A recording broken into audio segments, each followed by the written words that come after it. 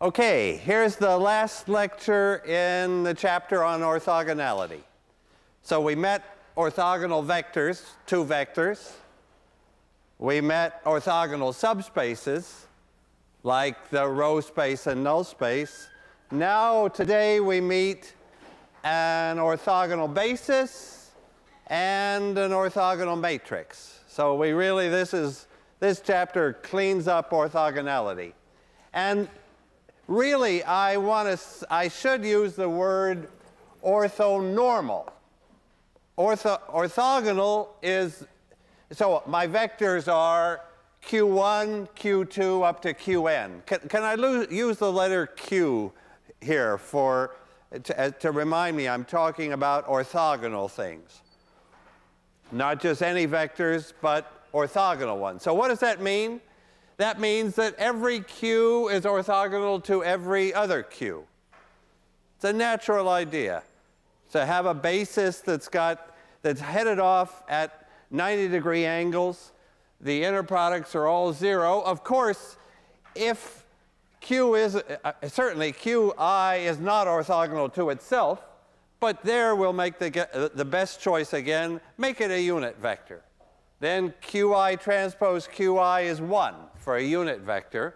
The length squared is 1. And that's what I would use the word normal. So ortho for this part, normal, normalized, unit length for this part. Okay, so first part of the lecture is how does having an orthonormal basis make things nice? It certainly does. It makes all the calculations better. A whole lot of numerical linear algebra is built around working with orthonormal vectors because they never get out of hand. They never overflow or underflow. And I'll put them into a matrix Q. And then the second part of the lecture will be, suppose my basis, my columns of A, are not orthonormal. How do I make them so? And the two names associated with that simple idea are Gram and Schmidt. So the first part is, we've got a basis like this. Let's put those into the columns of a matrix. So a matrix Q that has, I'll put these orthonormal vectors. Q1 will be the first column. Qn will be the nth column. And I want to write this property, Qi transpose Qj being 0, I want to put that in a matrix form. And just the right thing is to look at Q transpose Q. So this chapter has been looking at A transpose A, so it's natural to look at Q transpose Q, and the beauty is it comes out perfectly. Because Q transpose has these vectors in its rows. The first row is Q1 transpose. The nth row is Qn transpose. So that's Q transpose. And now I want to multiply by Q. That has Q1 along to Qn in the columns. That's Q. And what do I get? This is the first, simplest, most basic fact that how do orthonormal vectors, orthonormal columns in a matrix, what happens if I compute Q transpose Q? Do you see it? If I take the first row times the first column, what do I get? A 1. If I take the first row times the second column, what do I get? 0. That's the orthogonality. The first row times the last column is 0. And so I'm getting 1s on the diagonal, and I'm getting 0s everywhere else. I'm getting the identity matrix. You see how it's just like the right calculation to do. If you have orthonormal columns, and the matrix doesn't have to be square here. We might have just 2 columns. And they might have 4, lots of components. So but they're orthonormal. And when we do Q transpose times Q, that Q transpose times Q, or A transpose A, just asks for all those dot products. Rows times columns. And in this orthonormal case, we get the best possible answer, the identity. Okay, so this is like, so I mean, now we have a new bunch of important matrices. What have we seen previously? We've seen in the distant past, we had triangular matrices, diagonal matrices, permutation matrices. That was early chapters. Then we had row echelon forms. Then in this chapter, we've already seen projection matrices. And now we're seeing this new class of matrices with orthonormal columns. That's a very long expression. I am sorry that I can't just call them orthogonal matrices. But that word orthogonal matrices, or maybe I should be able to call it orthonormal matrices. Why don't we call it orthonormal matrices? I mean, that would be an absolutely perfect name for Q. Call it an orthonormal matrix because its columns are orthonormal. Okay. But the convention is that we only use that name, orthogonal matrix. We only use this word, orthogonal. We don't even say orthonormal for some unknown reason. Matrix when it's square. So in the case when this is a square matrix, that's the case we call it an orthogonal matrix. And what's special about the case when it's square? When it's a square matrix, we've got its inverse. So in the case if Q is square,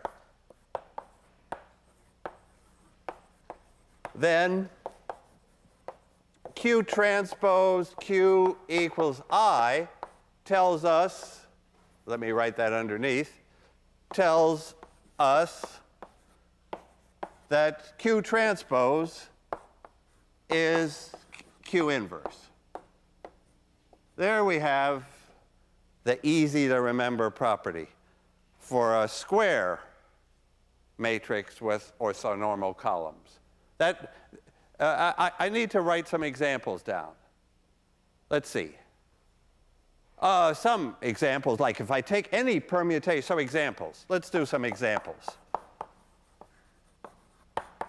Any permutation matrix. Let me take just some random permutation matrix. Permutation. Q equals, let's say, I'll make it 3 by 3, say 0, 0, 1, 1, 0, 0, 0, 1, 0.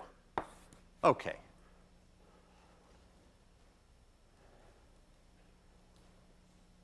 That certainly has unit vectors in its columns. Those vectors are certainly perpendicular to each other. And and so that's it. That makes it a Q. And if I took its transpose, if I multiplied by Q transpose, shall I do that? Let me stick in Q transpose here. Just to do that multiplication once more. Transpose, it'll make that into a column, make that into a column, make that into a column. And the transpose is also another Q, another orthonormal matrix. And when I multiply that product, I get I. Okay, so there's an example. And actually, there's a second example. But those are real easy examples, right? I mean, to get orthogonal columns by just putting ones in different places is like too easy. So let me keep going with examples. So here's another simple example. Cos theta, sine theta. There's a unit vector. Oh, let me even take it, well, yeah. Cos theta, sine theta. And now the other way, I want sine theta, cos theta. But I want the inner product to be 0. And if I put a minus there, it'll do it. So that's a unit vector, that's a unit vector, and if I take the dot product, I get minus, plus, 0. Okay. So for example, Q equals, say, 1, 1, 1, minus 1. Is that an orthogonal matrix? I've got orthogonal columns there, but it's not quite an orthogonal matrix. How shall I fix it to be an orthogonal matrix? Well, what's the length of those column vectors? The dot product with themselves is, right now, it's 2, right? The length squared. The length squared would be 1 plus 1 would be 2. The length would be square root of 2, so I better divide by square root of 2. Okay. So now I have got an orthogonal matrix. In fact, it's this one when theta is pi over 4. The cosines and sine, well, almost. I guess the minus sign is down there. So maybe, I don't know, maybe minus pi over 4 or something. Okay. Oh, let me do one final example just to show that you can get bigger ones. Q equals, let me take that matrix up in the corner, and I'll sort of repeat that pattern. Repeat it again, and then minus it down here. That's one of the world's favorite orthogonal matrices. I hope I got it right. Can you see whether, if I take the inner product of one column with another one, let's see. If I take the inner product of that column with that, I have 2 minuses and 2 pluses. That's good. When I take the inner product of that with that, I have a plus and a minus and a plus. Good. I think it all works out. And what do I have to divide by now to make those into unit vectors?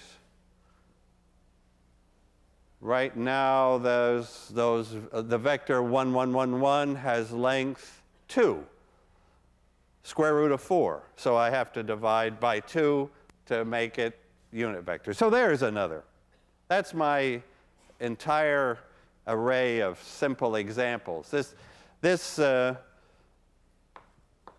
construction is named after a guy called Adamar, and we know how to do it for 2, 4, 16, 64, and so on, but nobody knows exactly which size matrices have, which sizes allow orthogonal matrices of 1s and minus 1s. So an Adamar matrix is an orthogonal matrix that's got 1s and minus 1s.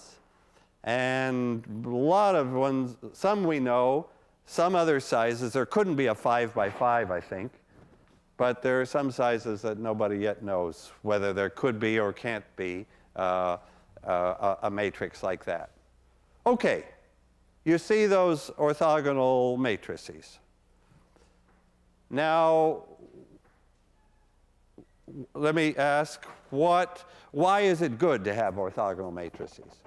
What calculation is made easy if I have an orthogonal matrix? And let me remember that the matrix could be rectangular. Shall I put down I better put a rectangular example down. So these were all square examples. Can I put down just a rectangular one just to be sure that we realize that this is possible? Let's help me out. Let's see. If I put like a 1, 2, 2, and minus 2, minus 1, 2. That's a matrix. Oh, its columns aren't normalized yet. I always have to remember to do that. I always do that last because it's easy to do. What's the length of those columns? So if I wanted them to be length 1, I should divide by their length, which is, so I look at 1 squared plus 2 squared plus 2 squared. That's 1 and 4 is 9. So I take the square root and I need to divide by 3. Okay, so there is, well, without that, I've got one orthonormal vector. I mean, just one unit vector. Now, put that guy in. Now I have a basis for the column space, for a two-dimensional space, an orthonormal basis, right? These two columns are orthonormal. They would be an orthonormal basis for this two-dimensional space that they span. Orthonormal vectors, by the way, have got to be independent. It's easy to show that orthonormal vectors, since they're headed off all at 90 degrees, there's no combination that gives 0. Now, if I wanted to create now a third one, I could either just put in some third vector that was independent and go to this Gram-Schmidt calculation that I'm going to explain, or I could be inspired and say, look, with that pattern, why not put a 1 in there and a 2 in there and a 2 in there and try to fix up the signs so that they worked? I don't know if I've done this too brilliantly. Let's see, what signs? That's minus. Maybe I'd like a minus sign there. How would that be? Yeah, maybe that works. I think that those three columns are orthonormal, and the beauty of this is the last example I'll probably find where there's no square root. The punishing thing in Gram-Schmidt, maybe we better know that in advance, is that because I want these vectors to be unit vectors, I'm always running into square roots. I'm always dividing by lengths, and those lengths are square roots. So you'll see, as soon as I do a Gram-Schmidt example, square roots are going to show up. But here are some examples where we did it without any square root. Okay, so great. Now, next question is, what's the good of having a Q? What formulas become easier? Suppose I want to project. So suppose Q has orthonormal columns. I'm using the letter Q to mean this. I'll write it this one more time, but I always mean, when I write a Q, I always mean that it has orthonormal columns. So suppose I want to project onto its column space.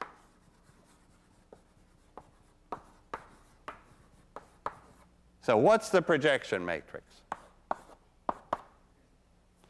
What's the projection matrix if I project onto a column space?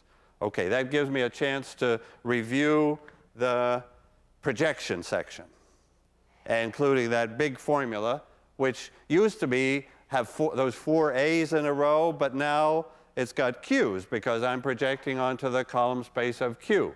So do you remember what it was? It's Q transpose Q inverse, Q transpose.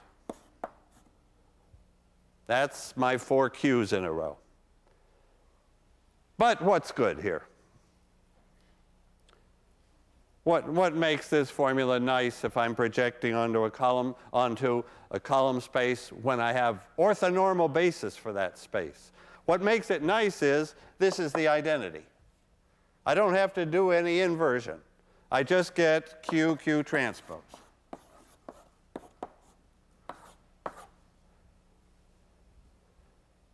So Q transpose is a projection matrix. Oh, I can't resist just checking the properties. What are the properties of a projection matrix? There are 2 properties to know for any projection matrix. And I'm saying that this is the right projection matrix when we've got this orthonormal basis in the columns. Okay, so there's the projection matrix. Suppose the matrix is square. First, just tell me first this extreme case. If my matrix is square, and it's got these orthonormal columns, then what's the column space?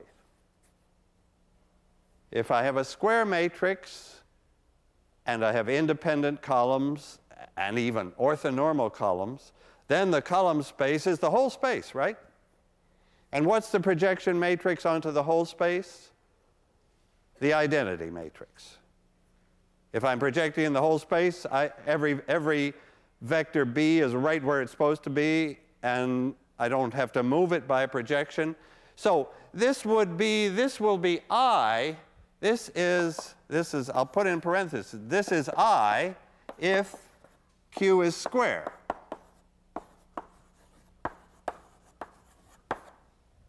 Well, we said that already. If Q is square, that's the case where Q transpose is Q inverse. We can put it on the right. We can put it on the left. We always get the identity matrix if it's square. But if it's not a square matrix, then it's not. We don't get the identity matrix. We have Q transpose, and just again, what are those two properties of a projection matrix? First of all, it's symmetric. Okay, no problem. That's certainly a symmetric matrix. So what's that second property of a projection? That if you project and project again, you don't move the second time. So the other property of a projection matrix should be that Q transpose twice should be the same as Q transpose once. That's projection matrices. And that property better fall out right away, because from the fact we know about orthonormal matrices, Q transpose Q is I. Okay, you see it. In the middle here is sitting Q transpose Q. Sorry, that's what I meant to say. Q transpose Q is I. So that's sitting right in the middle. That cancels out to give the identity. We're left with one Q transpose, and we're all set. Okay, so this is the projection matrix. All the equation, all the messy equations of this chapter become trivial when we have this orthonormal basis. I mean, what do I mean by all the equations? Well, the most important equation was the normal equation. You remember old A transpose A, X hat equals A transpose B. But now A is Q. Now I'm thinking I have Q transpose Q X hat equals Q transpose B. And what's good about that? What's good is that matrix on the left side is the identity. The matrix on the left is the identity, Q transpose Q. Normally it isn't. Normally it's that matrix of inner products, and you've got to compute all those dopey inner products and solve the system. Here, the inner products are all 1 or 0. This is the identity matrix. It's gone. And there's the answer. There's no inversion involved. Each component of X is a Q times B. What that equation is saying is that the ith component is the ith basis vector times B. That's probably the most important formula in some major parts of mathematics.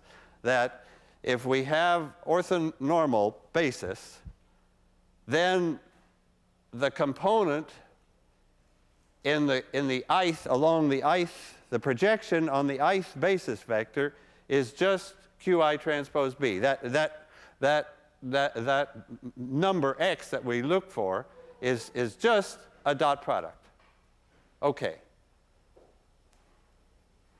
Okay, so I'm ready now for the sort of like second half of the lecture where we don't start with an orthogonal matrix or orthonormal vectors. We just start with independent vectors and we want to make them orthonormal. So can I do that now? Now, here comes Gram-Schmidt. So Gram-Schmidt.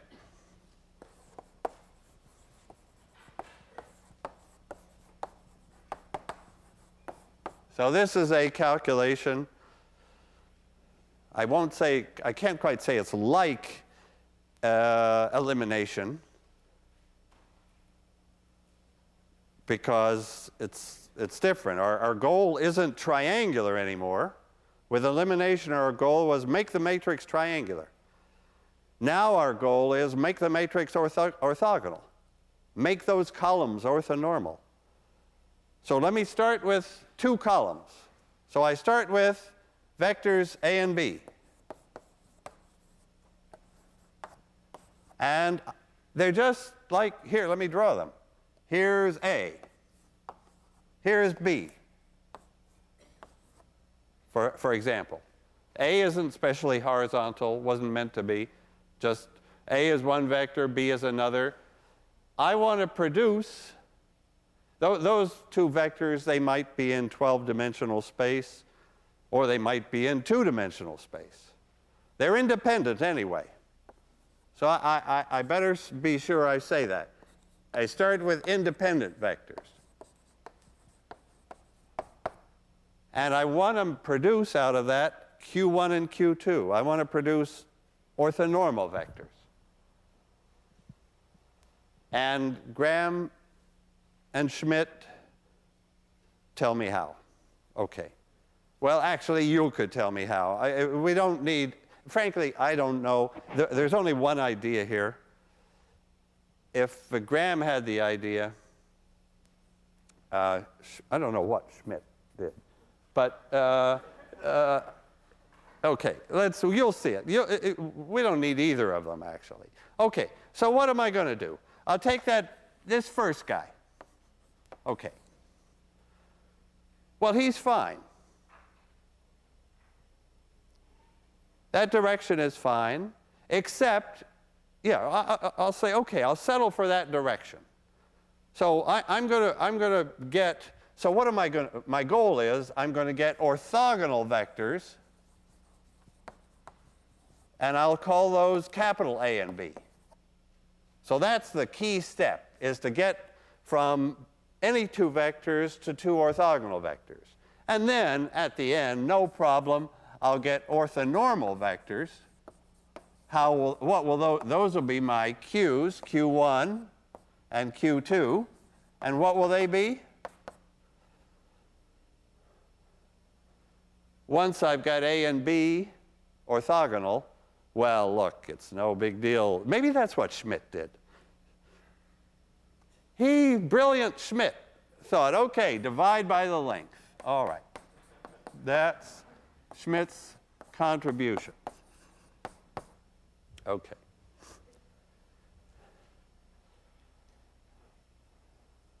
But Gram had a little more thinking to do, right? We haven't done Gram's part. This part, except, okay, I'm happy with A. A can be A. That first direction is fine. No complaint about that. The trouble is the second direction is not fine because it's not orthogonal to the first. I'm looking for a vector that starts with B but makes it orthogonal to A. What's the vector? How do I do that? How do I produce from this vector a piece that's orthogonal to this one? And remember, these vectors might be in 2 dimensions or they might be in 12 dimensions. I'm just looking for the idea. So what's the idea? Where did we have orthogonal, a vector showing up that was orthogonal to this guy? Well, that was the first basic calculation of the whole chapter. We did a projection, and the projection gave us this part, which was the part in the A direction. Now, the part we want is the other part, the E part, this part. This is going to be our, that guy is that guy. This is our vector B that gives us that 90-degree angle. So B is, you could say, B is really what we previously called E, the error vector. And what is it?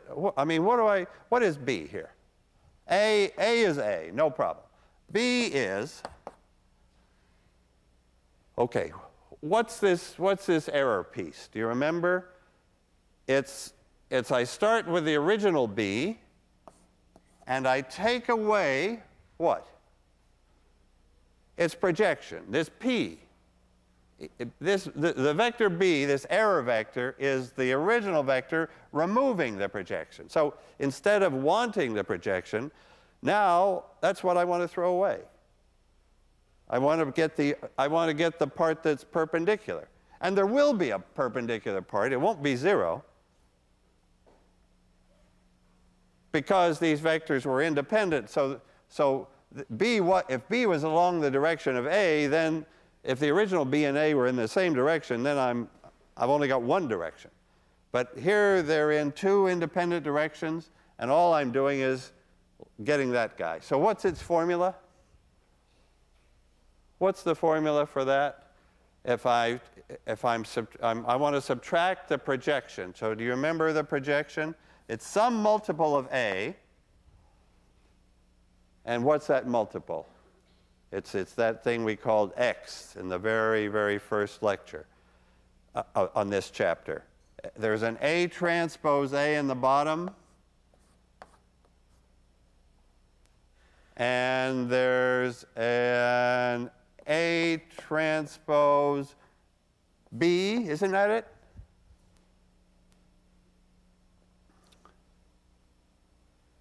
I think that's Gram's formula, or Gram-Schmidt. No, that's Gram. Schmidt has got to divide the whole thing by the length, so his formula makes a mess which I'm not willing to write down. So let's just see that. What am I saying here? I'm saying that this vector B is perpendicular to A, that these are orthogonal. A is perpendicular to B. Can you check that? How do you see that? Yes, of course, our picture is telling us, yes, we did it right. How would I check that this matrix is perpendicular to A? I would multiply by A transpose, and I better get 0, right? I should check that. A transpose B should come out 0. So this is A transpose times, now what did we say B was? We start with the original B, and we take away this projection, and that should come out 0. Well, here we get an A transpose B minus. And here is another A transpose B, and it's an A transpose A over A transpose A, 1, those cancel, and we do get 0. Right. Now, I guess I can do numbers in there, but I have to take a third vector to be sure we've got this system down. So now I have to say, if I have independent vectors A, B, and C, I'm looking for orthogonal vectors A, B, and capital C, and then, of course, the third guy will just be C over its length, the unit vector. So this is now the problem. I got B here. I got A very easily. And now, if you see the idea, we could figure out a formula for C. So this is like a typical homework quiz problem. I give you 2 vectors, you do this. I give you 3 vectors, and you have to make them orthonormal. So you do this again. The first vector is fine. The second vector is perpendicular to the first. And now I need a third vector that's perpendicular to the first one and the second one, right? This is the end of the lecture, is to find this guy. Find this vector C that's perpendicular. At this point, we know A and B. But C, the little c that we're given, is off in some, it's got to come out of the blackboard to be independent. So can I sort of draw off? Off comes a C somewhere. I don't know, where am I going to put the darn thing? Maybe I'll put it off, I don't know, like that, somehow. C, little c. And I already know that perpendicular direction, that one and that one. So now, what's the idea? Give me the Gram-Schmidt formula for C. What is this C here? Equals what?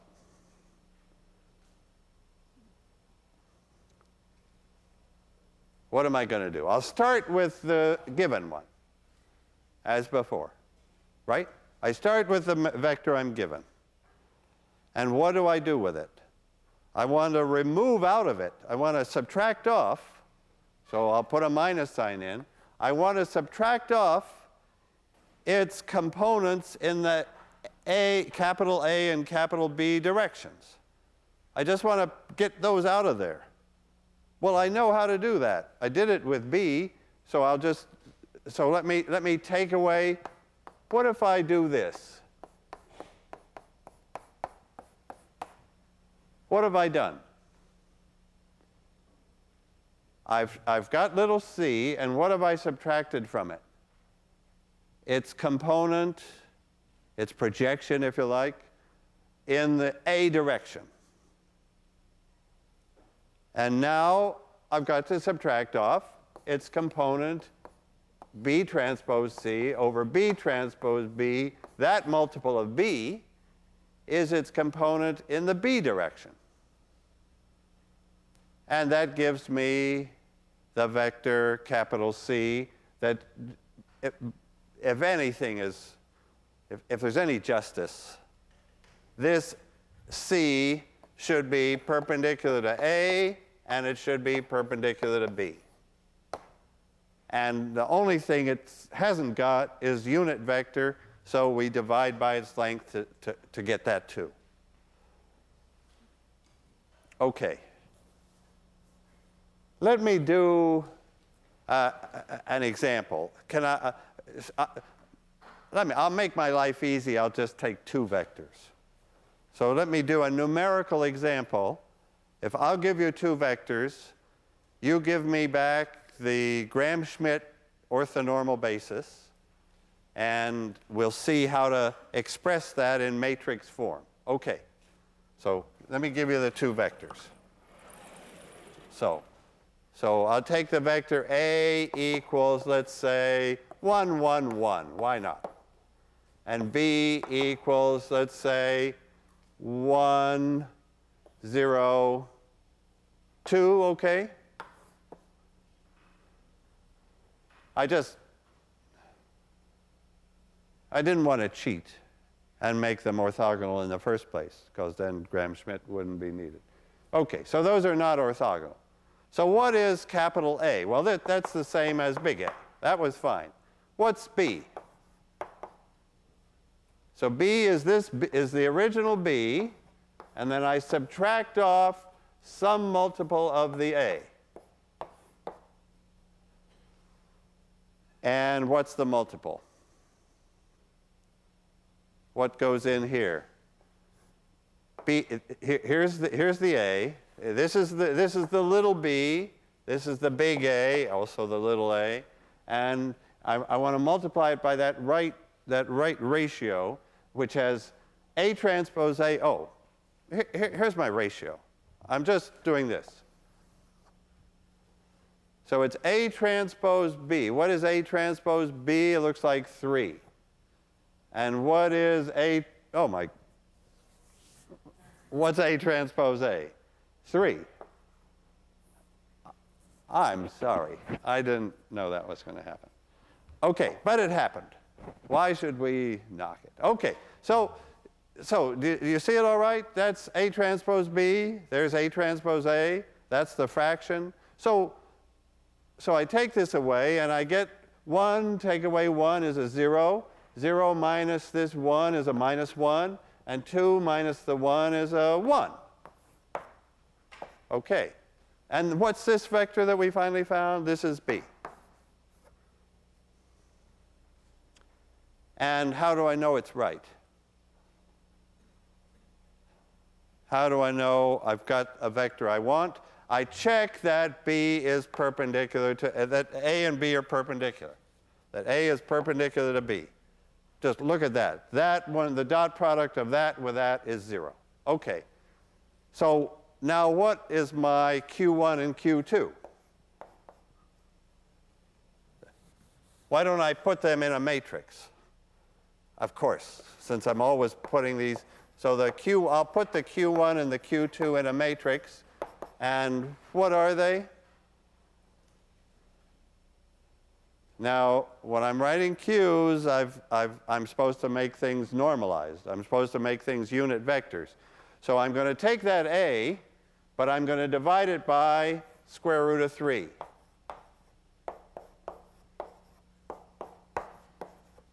And I'm going to take this B, but I'm going to divide it by square root of 2 to make it a unit vector. And there is my matrix. That's my matrix with orthonormal columns coming from Gram-Schmidt, and it came from the original 1, 1, 1, 1, 0, 2, right? That was my original, guys. These were the 2 I started with. These are the 2 that I'm happy to end with, because those are orthonormal. So that's what Gram-Schmidt did. Well, tell me about the column spaces of these matrices. How is the column space of Q related to the column space of A? So I'm always asking you things like this, and that makes you think, okay, the column space is all combinations of the columns. It's that plane, right? I've got 2 vectors in 3-dimensional space. Their column space is a plane. The column space of this matrix is a plane. What's the relation between the planes, between the 2 column spaces? They're one and the same, right? It's the same column space. All I'm taking is here, this B thing that I computed, is a combination of B and A. And A was little a. So I'm always working here with this in the same space. I'm just like getting 90-degree angles in there. Where my original column space had a perfectly good basis, but it wasn't as good as this basis, because it wasn't orthonormal. Now this one is orthonormal, and I have a basis then so now projections, all the calculations I would ever want to do are a cinch with this orthonormal basis. One final point in this chapter. And it's just like elimination. We learn how to do elimination. We know all the steps. We can do it. But then I came back to it and said, look at it as a matrix in matrix language. And elimination gave me, what was elimination in matrix language? I'll just put it up there. A was LU. That was matrix, that was elimination.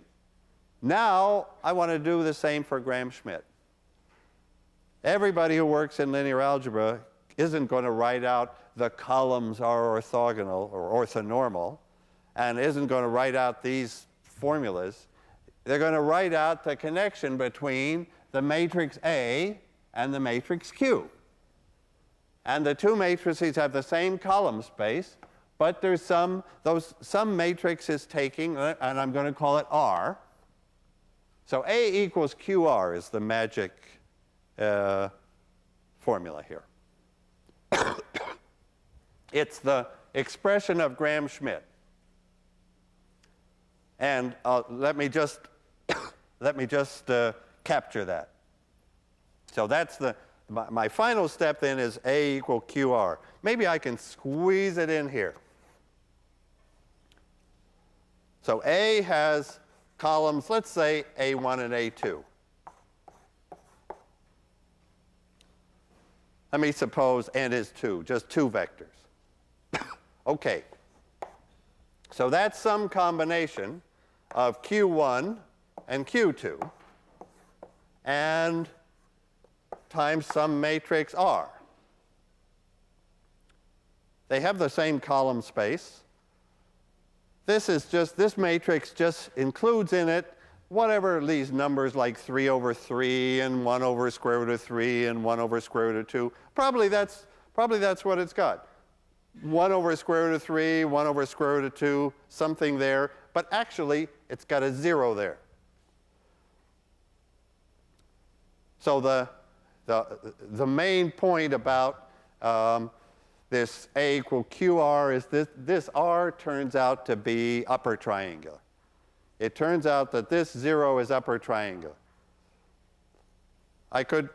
We could see why. Let me see. I can put in general formulas for what these are. This, I think, in here should be the inner product of A1 with Q1.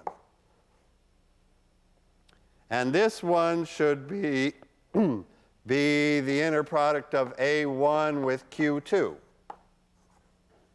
And that's what I believe is 0.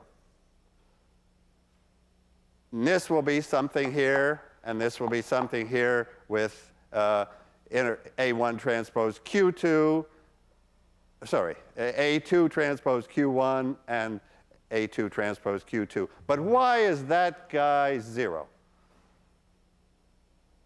Why is A1 Q2 0? That's the key to this R here being upper triangular. You know why A1 Q2 is 0, because A1, that was this was really A and B here. This was really A and B. So this is A transpose Q2. And the whole point of Gram-Schmidt was that we constructed these later Q's to be perpendicular to the earlier vectors, to all the earlier vectors. So that's why we get a triangular matrix. The result is extremely satisfactory. That if I have a matrix with independent columns, the Gram-Schmidt produces a matrix with orthonormal columns, and the connection between those is a triangular matrix. That last point, that the connection is a triangular matrix, please look in the book. You have to see that one more time. Okay, thanks. That's great.